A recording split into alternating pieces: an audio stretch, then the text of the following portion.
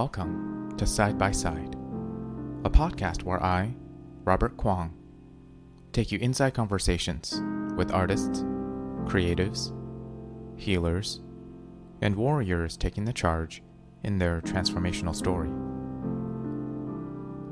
Today's guest is Eve Crusto, a writer, director, and producer who is on a mission to bring her ancestral Louisiana Creole stories to life. Her upcoming short film, Blood and Milk, takes place a few years after the devastation of Hurricane Katrina and examines the legacy of isolation and confusion after events like Katrina and the COVID-19 pandemic. In this conversation, we discuss Eve's passion for the arts and humanities and her New Orleans roots, the lessons she learned in school and on the job in the writer's room, and the balancing act of being a parent while modeling what it takes to cultivate passion and drive. You can find more side-by-side conversations at sidebysidepodcast.podbean.com. And if you'd like to connect with me about my services, please visit www.robertquanhome.com. It's all about Eve today. I wrote that in a notebook once. I was like journaling and I think this is embarrassing. Why am I starting with this? But I journaled about you and I was like, it's all about Eve because I'm sure that's the first pun that probably people make about you. Oh, I wish. No, it's always, hey, Eve, where's Adam? And I roll my eyes because to me, it is all about Eve. Adam does not matter. Also, All About Eve is one of my favorite films. It is fantastic. Mark my words, someday I will be making the remake of it. So wait and see. That's one of my dream projects to do is to do that. Well, that'll be very fun. And also, it is a great film. I actually saw it in school. So oh, did you? Oh my gosh. I would love to see it in school. I think I got to see it on the big screen, one of the that's small theater awesome. spaces. Oh my God, I've never done that. I would love to do that. Maybe I can rent a theater someday and just show it. That's definitely my landmark as a one day potentially bougie person is to have have a screening space to watch things with the sound and the whatever. Oh my God. Especially I love the old films because the sound is not crystal clear perfect. So I like being able to be able to see the seams of production. Was there some kind of somebody tripped on that and they couldn't cut it out, or is it fuzzy for some reason and I wonder why? My mind goes to different places. How do they film this? Where do they film it? So I would really like to do that. Just hear it very loudly and be like, oh, that was clearly a cut there. I wonder why they had to cut that,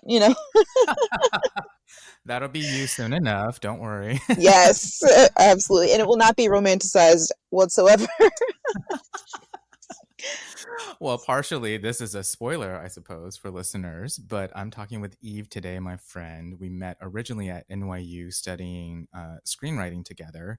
And I've been wanting Eve to to record a conversation with me for a while.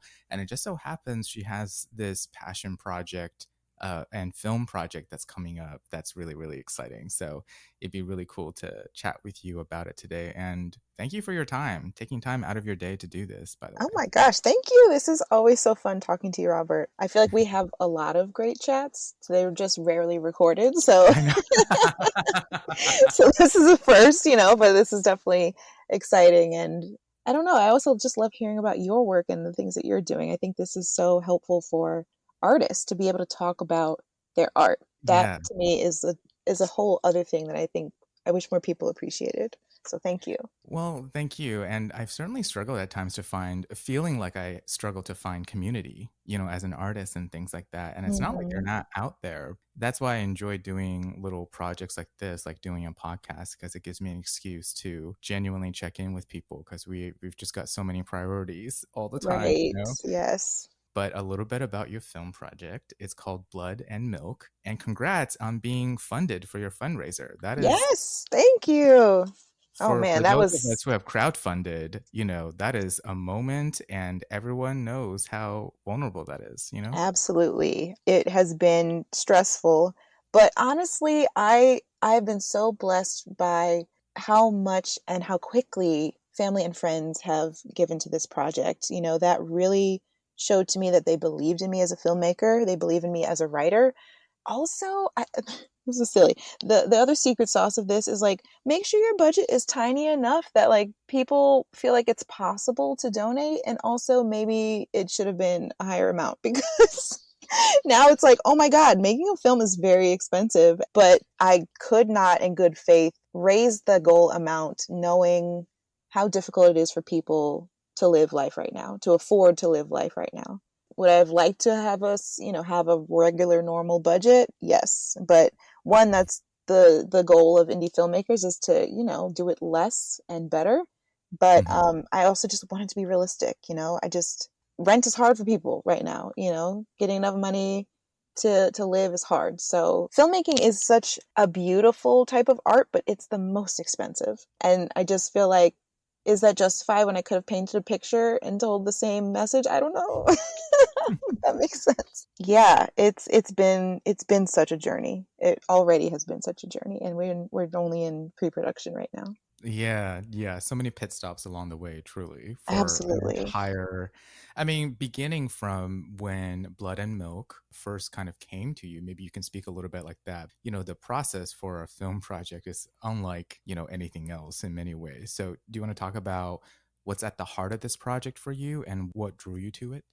Yes. So, man, years ago, a friend of mine, a filmmaker friend, also from New Orleans, reached out to me and said that he wanted to make a feature film that was a compilation of short films focused on New Orleans. So similar to I Love You, New York, and I Right. believe it's called Je t'aime Paris. Other films like that that have been done similarly. He wanted to make one about New Orleans. And so he reached out to me and I wrote a script that I was planning to direct for the project. For whatever reason, it fell through, as things sometimes happen. And so I still had the script and kind of peddled it around different places, you know, other competitions as well. As a finalist for a couple things. And I always said, you know, I'm going to be directing this. And so that was the only type of competitions that I would put it up for, is if I would be able to direct, and you know, never got those. And as time went on and then COVID happened, I thought to myself, I still really want to direct this.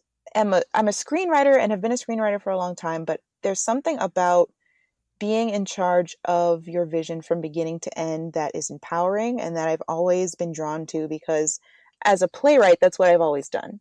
I, you know, started out playwriting and would direct and produce my own plays and was truly in charge of everything, good and bad.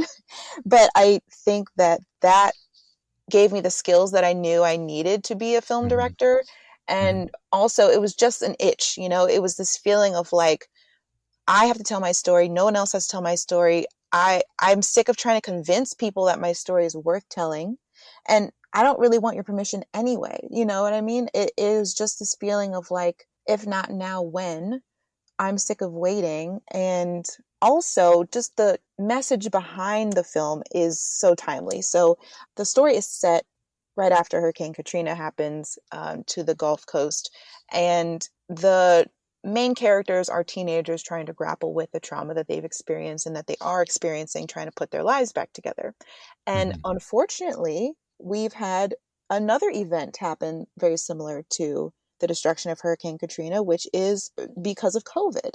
And Hmm. what has happened to communities, what's happened to families, what's happened to young people all over this country and all over the world is Hmm. that they've been left behind. They've been left out of how to pick up the pieces and move on with their lives when they've been separated from each other for such a long time. Physically separated, emotionally separated. How do you come back together? And especially when you're young, you don't really have the skills to be able to do that. You know, I'm an adult and trying to get back into, let's say, networking or going to an office Hmm. was skills that I had to build up again. And so I can't imagine being a teenager where I was just starting to gain those skills, having to then lose that ability and have to figure out how to do it all over again. This story for me is both timely and a mirror of the past. And, you know, I believe events like this will continue to happen because that's that's life. History repeats itself. History changes but repeats itself. Hmm. And so that's also the reason why I felt like this story needed to be told now.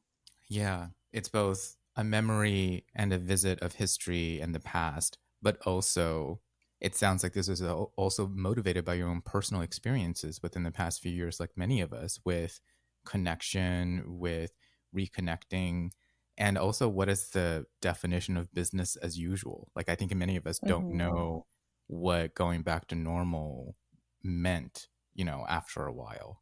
And then also this film will be taking you to New Orleans. I want to hold a spotlight to like a city, which is very interesting because whenever I think about you, I think about New Orleans. It kind of like delights me because your devotion to the spirit and the vibrancy of New Orleans is just somehow really, really inspiring to me, and how you're very like unabashedly like in love with New Orleans. So where does that come from? Does that come from your upbringing? And what does New Orleans mean to you? Yes, absolutely. So, yeah, everything back to what you said about, yeah, history, and it makes me remember something that our professor Susan Lee Parks has always talked about, and her scholarship has always been about rep and rev of history, so the Mm, repetition and the revision of history. And I loved learning that. I remember reading that in undergrad in her work, and feeling like, oh, somebody finally put a name to the things that I am writing.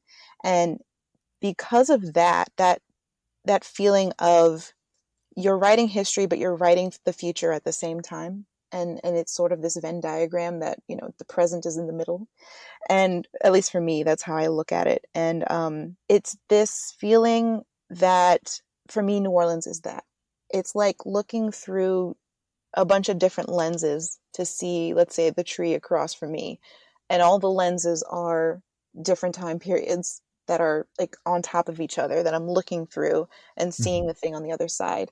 For me, New Orleans has those lenses. It's just this presence of everything layered on top of each other. And I mean that not just in the sense of history, but I feel that way, and that's how the culture is created. It's this feeling that different types of people and their different cultures are all layered upon each other, and that's what gives you New Orleans. So yes, my devotion to it is this. That's where I came from, but I also believe that's where American culture came from.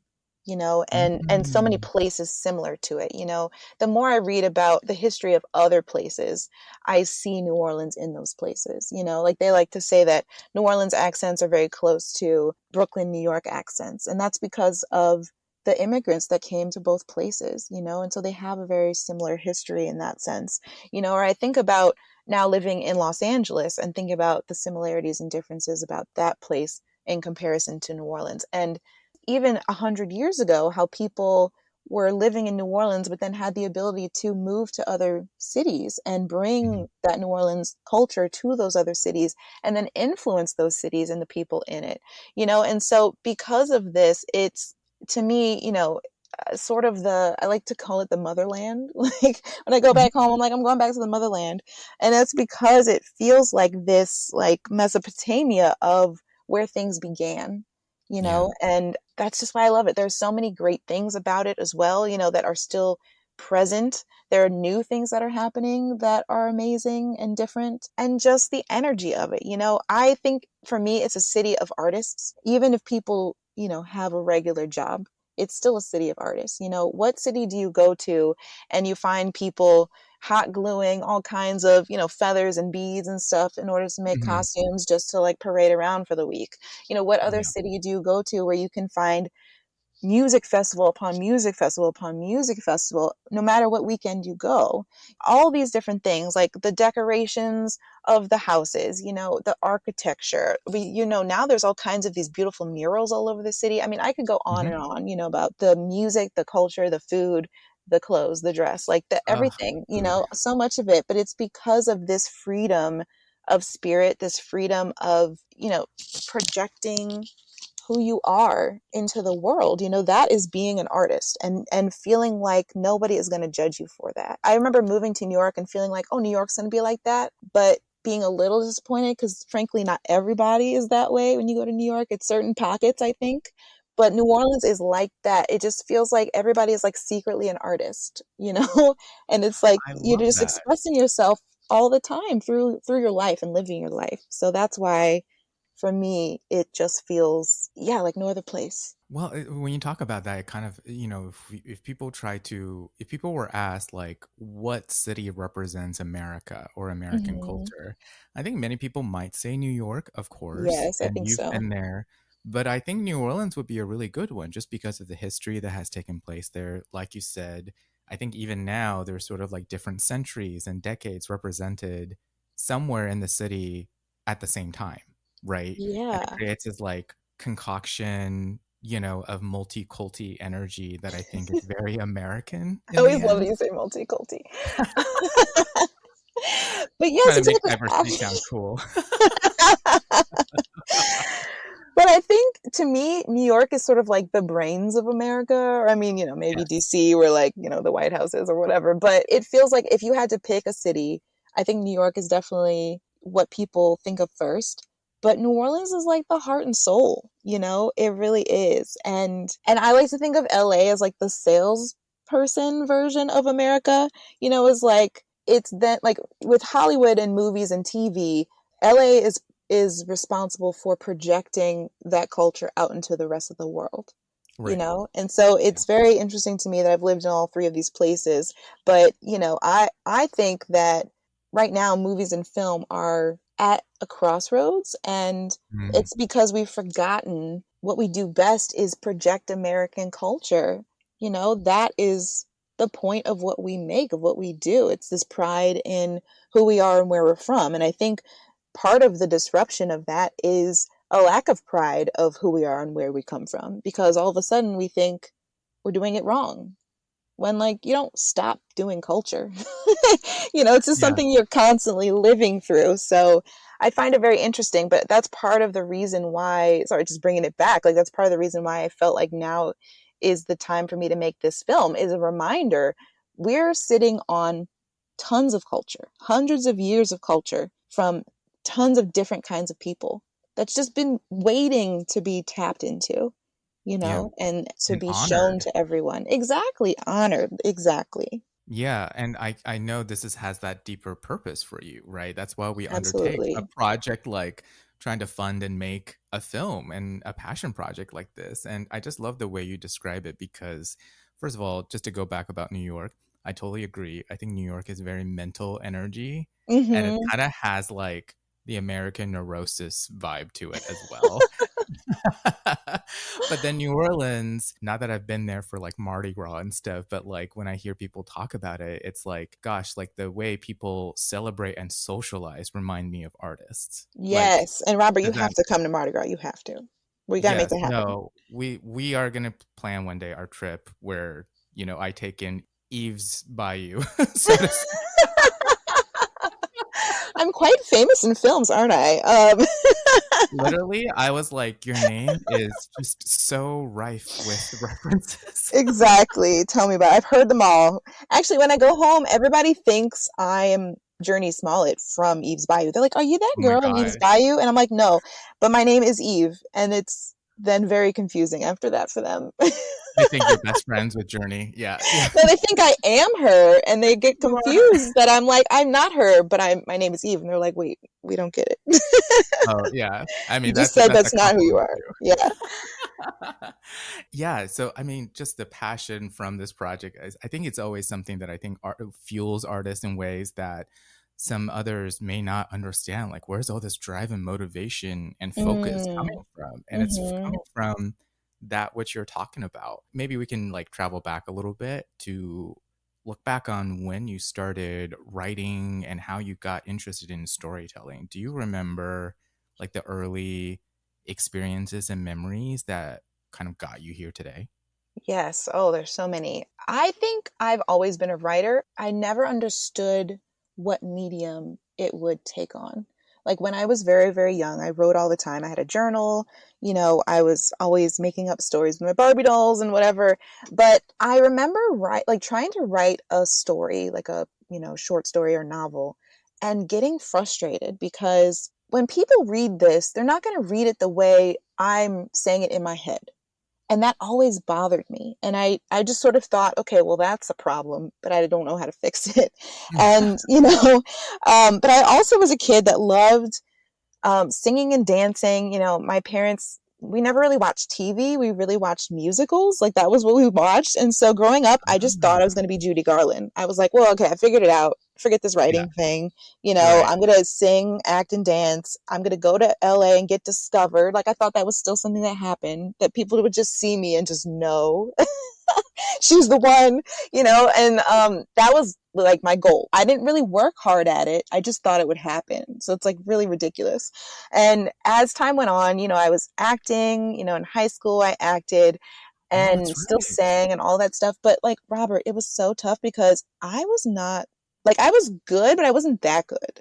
You know what I mean? You know how like you're supposed to be like the best of your school and then you like become the best of your conservatory and then the best of whatever. That was not the case for me. I was like, oh, this one girl's better than me. Oh, that's a problem.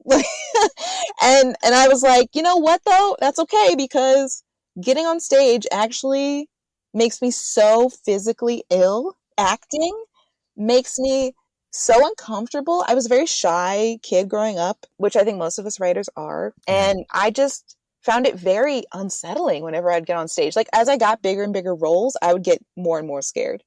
Just thinking like I Sure. would mess it up. I would have like nervous dreams, like where, I was on stage and forgot my lines. And then times where I really would forget my lines for real, like things like that would happen. And I was just like, okay, I don't know what's going on. And then I remember taking a directing class in high school, or not directing, but my theater teacher, Beth Rothermick in high school was amazing because she let all of us run the theater program like a repertory, like it was a professional theater. And Mm-hmm. so I got to do all kinds of productions with her and shadow her. I mean, she was just Mm. brilliant. And so then when I was a senior, I took a directing class, and that changed me because I realized, oh, that's a job I can do that helps mold the show, is like Mm-hmm. really put Mm-hmm. my vision on stage. I never thought to do that. And then, after that, I was like, okay, I'm definitely going to do theater. I don't know what capacity. I still like this writing thing, but I never put the two together, Robert. And so then I went to undergrad thinking, all right, I'm probably just going to be an English teacher. And I was studying English, and Hurricane Katrina happened right before I went to my junior year of undergrad. I And see. my family was like, you have to go, back to college or whatever.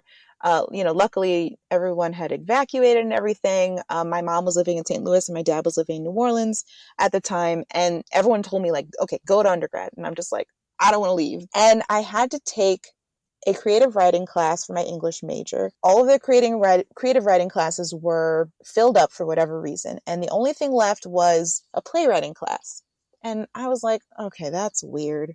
Who writes plays? Like who does that? But I was like, well, I guess if I have to take a class, I might as well take that since I'm doing theater anyway. I had acted in a production the year before in college, and I had done, a bunch of dance stuff, and I was still performing. I just knew I wasn't going to be, a famous actor, and I still was trying to direct. And so I took this playwriting class and just felt like this is what I was supposed to do.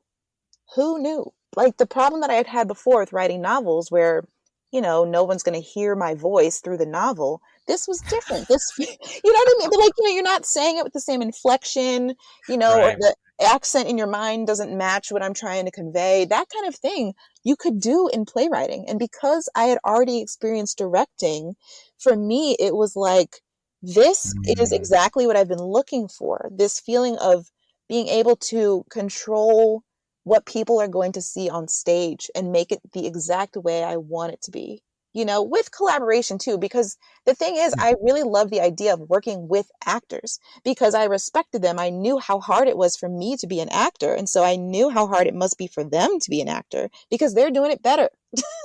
So therefore, it must be super hard. You're so. Are you Chinese? No, I'm just kidding. You are so tough on yourself, girl. I mean, for real, that's a Creole thing, I guess. I don't know, but it's probably just a me thing. Honestly, it's a me thing. I'm a worrier and I'm hard on myself. But I think also being realistic. You want to Yeah. get people that are better than you to do the things that you want to do. And I think I'm the best at doing what I'm doing. So, therefore it's a good marriage. But that for me, discovering playwriting, and then after that, I remember I took another playwriting class and another playwriting class and another playwriting class. Like my college didn't even have like a playwriting track or, major or anything. I ended up Mm-hmm. switching to African American studies because I was able to create my major, which basically meant I could take whatever theater classes I wanted to take, and also history so that I could learn about the history of Black female playwrights. And then I remember I took like jazz classes and, to learn about the history of jazz music. I mean, so many of these things finally came together for me. And it felt like academically I found what I was interested in because it's things that I had always been reading about. I never really I read a bunch of novels, but like after high school, I just loved reading research books about New Orleans. Like I'm a nutcase. Like it's like, oh, somebody wrote like a 5,000-page tome about the history of New Orleans. Yes, I will read that. Like that would be Right. my ideal thing to read because I'm just so fascinated by it. There's so many avenues to go down. But because of that, I was able to, like I said, not just find where I belonged academically, but emotionally, it was the outlet I didn't know I needed Right. because Katrina was so just astounding for people to live through. And I was very lucky I didn't have to live through it.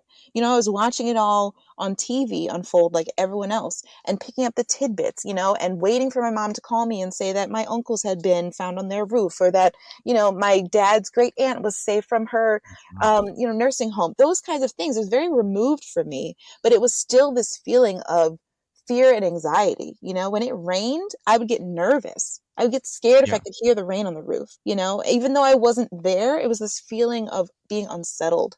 And so with my writing, I started writing about Katrina and I'm sorry, about New Orleans immediately. I did write about Katrina. I have a play that was my first play to be produced that I wrote and directed, and it's called Mystic Mitch and That Bitch Katrina. And that's what it was about. It was about my family and I, different aspects of New Orleans and us living through this trauma. That was my senior thesis in undergrad. And I also wrote plays about the history of New Orleans because I was just so fascinated by it. There's so many things that I never got to learn about that I always had to discover for myself. And so my imagination was just running wild with it. And it was Mm. just also a way for me to connect myself back to the city, back to who I am and where I'm from. I mostly grew up in St. Louis, Missouri. And growing up, my parents were like, you are, living in St. Louis, but you're from New Orleans. Like you were born in St. Louis, but you're from New Orleans. And that same thing I still tell my kids, and they get so annoyed with me. They're like, we were born in Burbank. I'm like, yeah, but you're from New Orleans.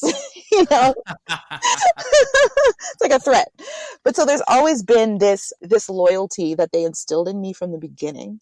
It's like, Yeah. don't forget your roots no matter where you live. You can't forget where you're from. And for them, that was always very important. Uh, Yeah. and so for me, it was always important, and it's something that I think without it, I would be a different person, even if Yeah. I was still from there. But if they hadn't told me all those things and helped me learn about the place, I think I would be a different person. But I just love it. I think I don't know. I'm like, if it were a different city, maybe I wouldn't love it so much. But, for it to be that city, how could I not fall in love with it? First of all, your story about New Orleans and like your journey and who you are as an artist basically sound like one and the same. You know what I mean? Like, Mm-hmm. and I kind of love that because the way hearing you talk about, and I haven't heard some of this for a long time, hearing you talk about your early days as a writer, as an artist, performer, director, all of it, it just felt like creative expression and storytelling is a place where you could like meet your needs or figure out what it is you need or what you're curious about in any way that you want. And you can mold it however you want, whenever you want, right? So if it's about Yes. reconciling the aftermath of Katrina, you made it about that.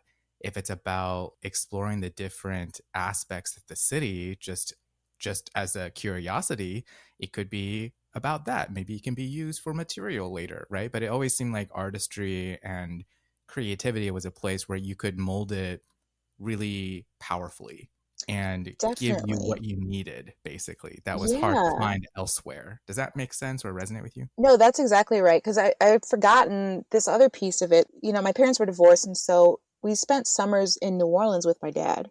from very, very young, I mean, maybe I was probably 10 or 12, we would go to summer camps, and he knew, that we were sort of like creative minded, and they were Mhm. always creative type summer camps.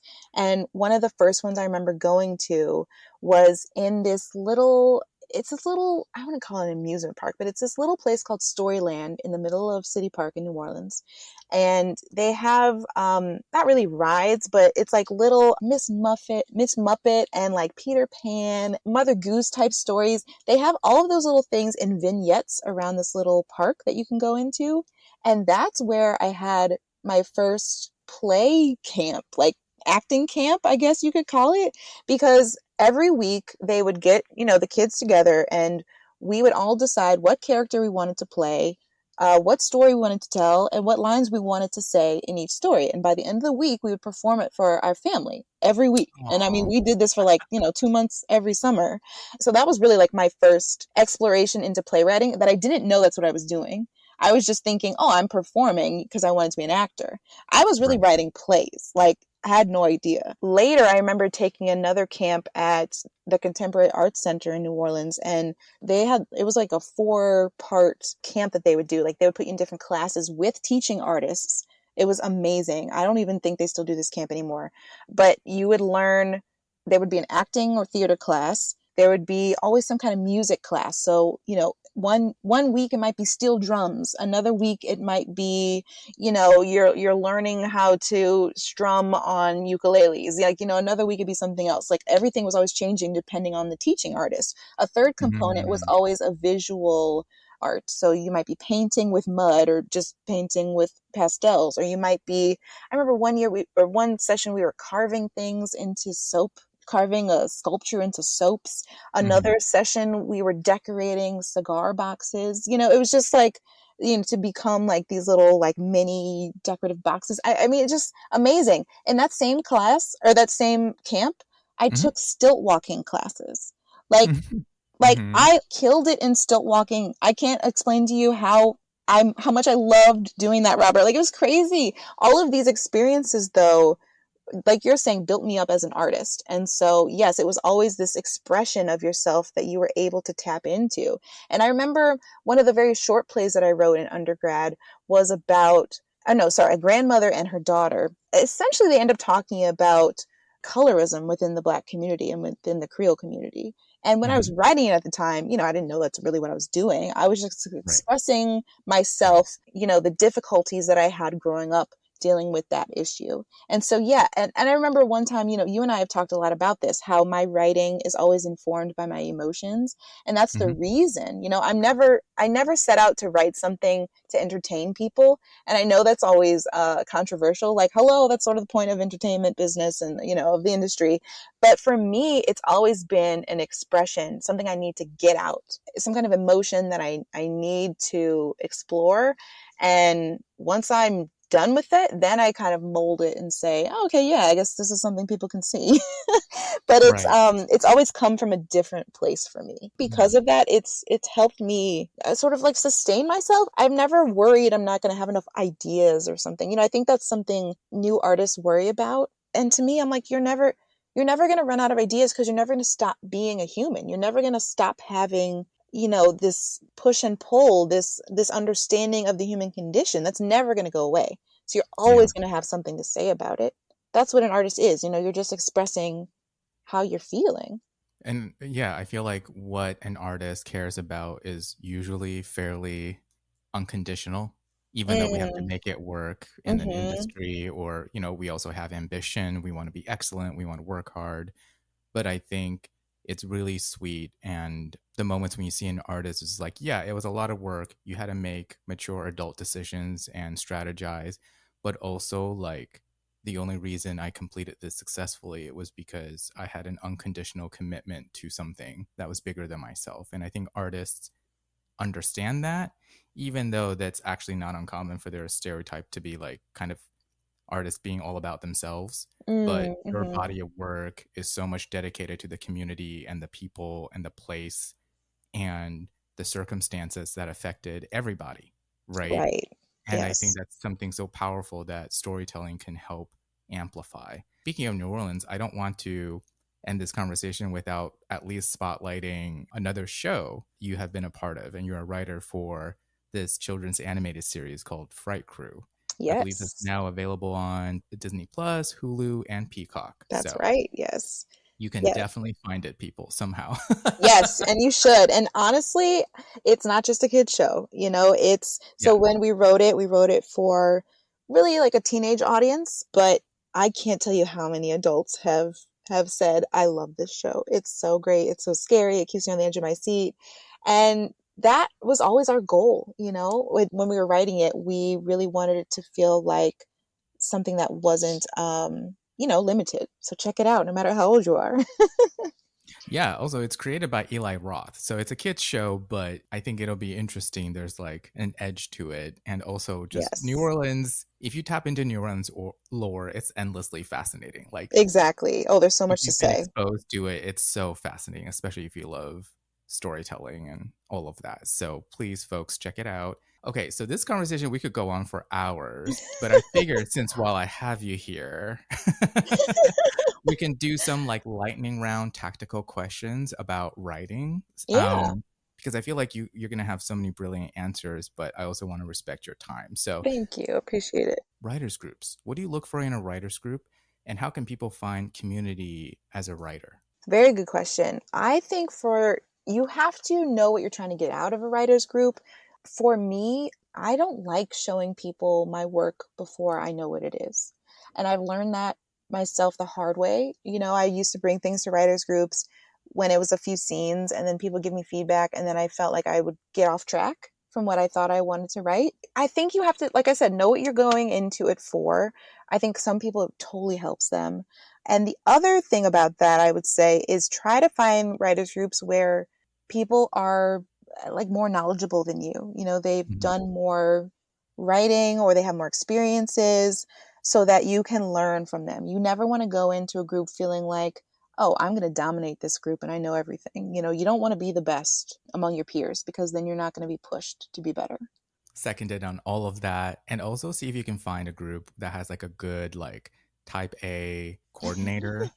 Like That's like true. Yeah. find someone who can do like the scheduling and don't mind it. Hmm. You'll appreciate that person, trust me. Yes, definitely. Like I know I can be that person, but if I'm that person, I'm not going to be Right. doing my writing. So Right. don't sacrifice that if you know you can't take it on. The writing comes first. Takes a special neurotic kind of person who would volunteer for that. But like when you find them, it's actually really nice to sustain a group as well. Yes. The other thing I feel like is that writers groups tend to not last very long. It's almost Mhm. like you have to let them run their natural course. Right. And if you feel like all of a sudden you're not getting out of it what you wanted or what you thought you were going to get out of it, it's okay to leave. It's okay to say, thank you. I have other things going on. I'm not going to be able to make it. Bow out gracefully and keep in touch with those people because sometimes, just personalities overtake things and that's okay. Yeah. You don't want to feel drained after you go, just because of the personalities. I sound like maybe negative or something, but I often think about when you want to end opportunities and collaborations as Yep, well. Like be realistic, yep. and so you can focus and be like purpose driven in whatever you're looking for. Okay, two questions that are paired off with each other. Hmm. What was the most important thing you learned from studying writing in grad school? And then, like, maybe something different. What did you wind up learning on the job? Oh, these are good. In grad school, I found it very important for me to keep pushing myself. Hmm. Use as many resources that were available to me while I was in school. So our program at NYU was only 2 years. I wished it was longer. And so I also, came in as a playwright, but knew I could study screenwriting and TV writing, which I had never done either of those. And so I remember feeling like I have to do everything I want to do for all of this only in 2 years. And I was like, okay, go. And so I did 3 or 4 internships and then I produced a group of plays with my fellow playwrights. And then like I said, I'd never written a screenplay and felt like I don't know anything about filmmaking at all. So I essentially forced them to let me take a beginning filmmaking class with undergrads and had to get signed permission from all kinds of people in order to let me do that. But I felt like if I can't do it here, where am I going to do it? I'm not going to pay for that later. I'm paying for it now.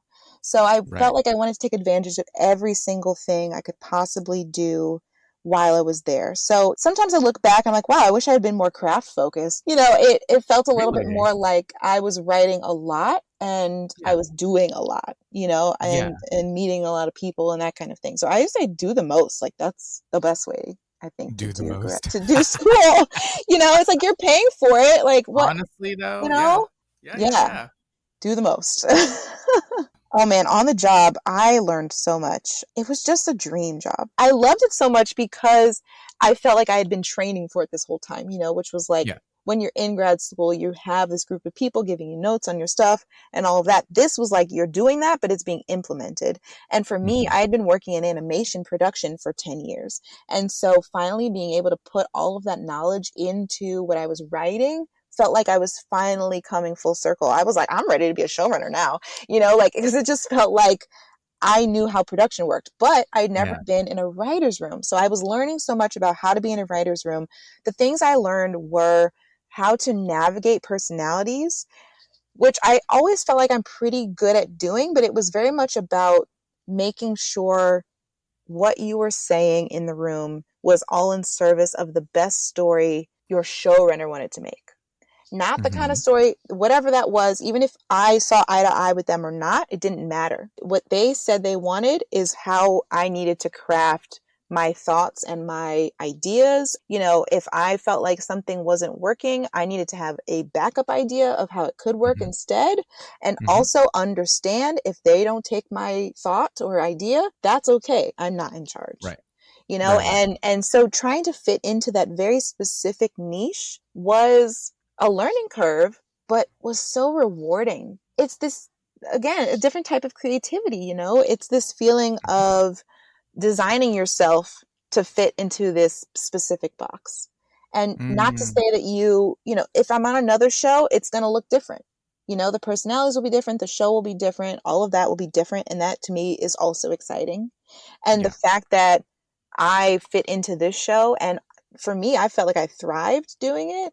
It just made it even more exciting and thrilling and made me Yeah. want to do more. Trying to explain to people what your ideas are is also like you're kind of selling it to them. You know what I mean? You Mhm. have to be a, Mhm. a business person, you have to be creative on the fly.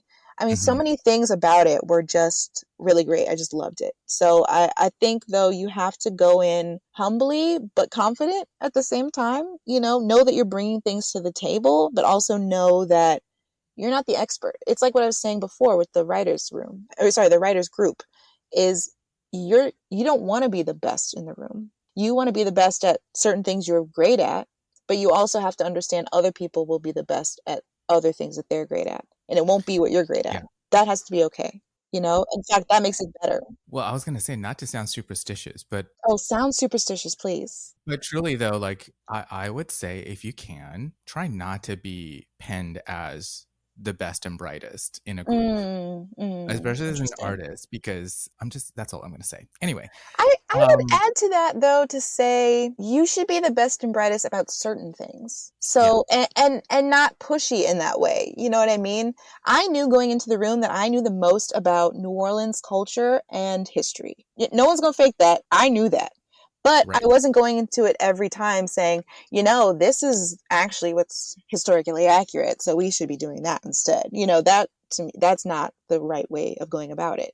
You bring your expertise, but then you also have to know when to bring it up and when Right. it won't matter. So Yeah, everybody is yeah, like a specialty person about their own thing, but it doesn't always matter. It right. still has to all come together and inform the story that your showrunner wants to tell. I love that you're sharing that because it's sort of like learning how to be a collaborator, which is not a Exactly. skill that you necessarily will like just major in. You kind of Yeah, learn it in between doing other things, basically. But exactly. also, like, sometimes when you do have a box and a set of parameters, it can get you to be creative in different and interesting ways as well, right? Mm-hmm. And also, there is something about learning, like based on what you're sharing, like kind of learning how to be creative, creatively get the job done sometimes, Yeah, exactly. No, exactly. If I went in, like I said, I knew about New Orleans stuff, but there are things I didn't know about, like I never watch horror, Robert. Horror movies scare the shit out of me. Like, I can't do it. I did not mention that in my interview on purpose. And when I got this job, I was like, oh God, I hope I can be scary enough. I hope I can fake it, you know? But it was this feeling of like, okay, now we have to think of 10 scary things for this scene. And I was like, okay. Ah, And for me, that was a challenge, but it became exciting because I got to use my imagination and say to myself, you know what? Let's open this. Let's open this scary closet over here. What would I be afraid of? And it right. pushed me into an area that I don't normally go to and therefore I was not comfortable with at first, but then became comfortable with it. And then like ended up loving it. You discover parts of yourself, like you're saying, when you have to be creative in different ways. I just think more exciting things come out of that. You know, that's why I love collaborating, really, is because people will push you to do things you wouldn't have pushed yourself to do, especially when, you know, you might not have picked those people, you know, like I'm not in charge, I didn't pick everybody, but that I think was exciting because they have skills you don't have, you have skills they don't have, they're thinking of things and their perspective that you wouldn't have thought of. That's the beauty of it. You know, you're putting it all together and you're like, oh my God, us separately could not have made this. Only us together could have made this, you know? Yeah, And so right. me and my writer's room were so close because of that. We all came in with this respect, you know, knowing that we Mm, all brought something to the table the rest of us didn't have, and we're mm, willing to listen to each other for that and craft the best story that we could do, you know? And I think that's why it's been such a successful show, is because of that, you know? right, And I right. will just always remember that. Like I said, like I don't think other writers' rooms are like that. Our writers' room was like that. And so it was just a dream for me. Man, it's so interesting hearing you talk about this. And I thank you for your openness around this. You know, I really respect your willingness to be able to share your personal experiences in this way. And I have one last question for you. I can't have you leave without checking in about this because I think many people think about this. Hmm. You are a parent, you are a partner, and you are also an artist.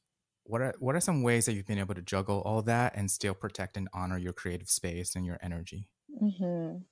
Still figuring out that answer for myself.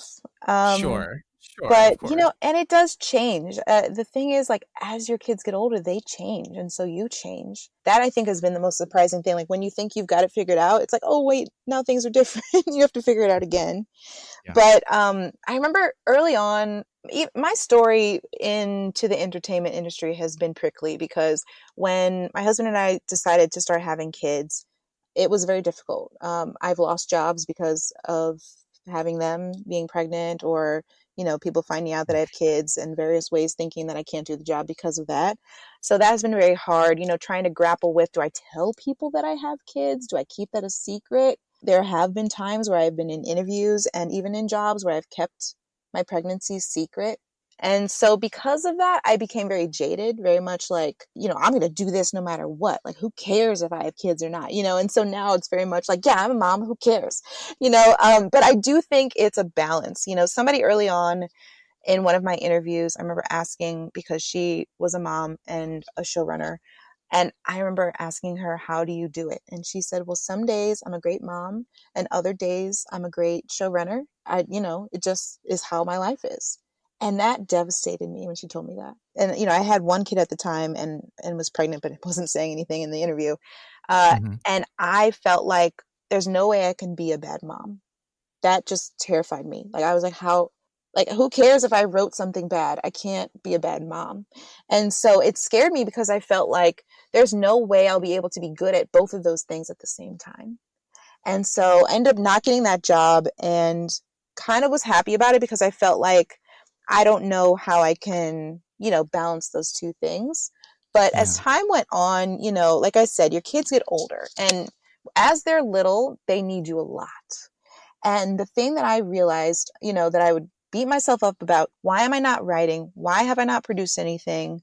But then I realized I produce my kids and they're the thing that I need to see through right now. And that for me was most important. My writing will always be there. I can always come back to it. I can always produce something when they don't care what I'm doing anymore. That for me, I finally realized, okay, like the thing that was more important to me was being a good mom. And so then I was a good mom. I wish I had been nicer to myself about not being as productive as a writer. And now that they're a little older, they understand, you know, like my oldest daughter wants to also be a writer and an actor. She wants to There be you go. Zendaya, actually, which is like so great. But we produced a short film that she wanted to make. She had a story, and I said, "Oh, you want to write that down?" She said, "Yeah." And then she said, "You know what? I want to make it a movie like you and Daddy do." And so one Saturday that was rainy outside, we used our iPad and we filmed her movie, and I edited it together. And she was mad that I was, you know, directing and telling her what to do. And she was like, "Well, I wouldn't make those decisions." I said, "Well, next time you be the director." She's like, "Okay, I will." You know, that's how a director writer is born, my friends. Just diva to the max. But so we Well, did also that. modeling. Yeah, like, but I mean, that for me was so great because it felt like this moment of I can be a good mom and a good creator at the same time. You know what I mean? And it really, Yeah. it made me feel like this is okay. This art form will always be here. But like I said, I was very glad that I invested into my kids first and that I was there for my kids first. Sure. And, you know, and there are always times where it's going to be hard. You know, kids are expensive. Sometimes as, you know, writers, you're not making any money, you know, all of that stuff. You kind of deal with it as it comes. But if you really want to become a parent, I would say do it now. Don't keep waiting because you never know when your career is going to be the way you want it to be. I thought I'd be a showrunner by now. I am not, you know, and that's part of why I'm making this film. Is like I'm trying to move the needle. But I'm just saying, you never know how the world will work. You never know what the industry will do. Or like I said, I had all those setbacks from having kids, but there's no way I was not going to have kids. If I keep waiting, when will it happen? And now, you know, next week, we're going to start filming this short film, and I'll be gone in New Orleans all week. And my husband will be watching them, and they've already told me how sad they're going to be, and I know I'm going to be sad, but I'm like, you know what? You know, it's just a week, and I'll be checking in with you all the time. And I told them I'm making a movie, and they got so excited. And they're like, "Can I watch it?" I'm like, "Well, maybe in a few years." But, you know, it's that feeling of they respect that you have other things going on, but they're going to love you first, just like you love them first. So you're there for them first. And someday I know they're going to be teenagers and they're going to like be like, "Okay, we don't care. Can we come to set or not?" You know what I mean? They're going to be like, "Can our friends come? Oh, you're leaving to go film for a week? We don't care." You know? My God, you're like, they're going to be future Nepo babies. Don't worry. Oh God, they absolutely will. I mean, it's so funny to me. I know this is controversial, this whole Nepo baby thing, but it just feels like if I were a dentist, I would want my kids to be dentists and I would leave my dental practice to my kids. And to me, the only difference is the occupation. So you're telling me if you're a filmmaker, if I'm a writer-director and my kids are constantly on set with me or, you know, in writers' rooms with me, watching me take notes and give notes and edit things, and you know, if they're seeing me do the job, they have more experience than a lot of people have. And then if they've put in the work to then build themselves up and be just as good or better as people competing in the industry, yes, I'm sure I would make a phone call and say, "Hey, Scorsese, can my kid intern on your film?" And he would say yes, as opposed to, you know, a stranger. But like I said, to me, it's the same thing. If I owned a law firm, my kid would be working in the law firm, you know, and nobody would be upset about that. They would probably be happy. "Oh, that kid probably knows more than everybody else because they grew up around you." You know what I mean? I don't think it's so bad. It's frustrating because yes, we've all worked hard too, and we want those opportunities as well. But maybe we should be mad at our parents. Like I can tell them, "Hey, why didn't you guys make a film studio?" Okay. Oh my gosh, not you flipping the discourse. You're like, what about the parents? What happened to them? Where were their dreams? Oh my God, you know me. I just feel like look at all the angles. You know what I mean? Like, let's not get so outrageous. Let's think about everything. Listen, that's why we're writers, right? We can't help Exactly. but All the look at perspectives, you know? Yeah, like I said, would I like the job? Yes. Should I be mad? No, I shouldn't. I just shouldn't. Right. You know, I should have been a law professor like my dad. He's mad about that. Go. I'd have a job by now. So, I mean, it's probably my fault. Really, it's my fault. No, listen. I have my own version of that too, and you know, in the end, it's you never know how these things might come together, and also by you modeling all of that, it gives permission for future generations to preserve and protect and explore their passions and their interests and learn how to, educate themselves and do research and how to pursue things independently and with others and all of that. You've kind of gathered and experienced all of that through storytelling, through filmmaking, and all of that. So absolutely, yeah. I'm sure they will thank you in the future one day with all of their One film day projects. they may. I'll look forward to that, but not expect it. My dad always says, when I'm like, how can I ever repay you for like helping me, do various things in life? And same with my mom.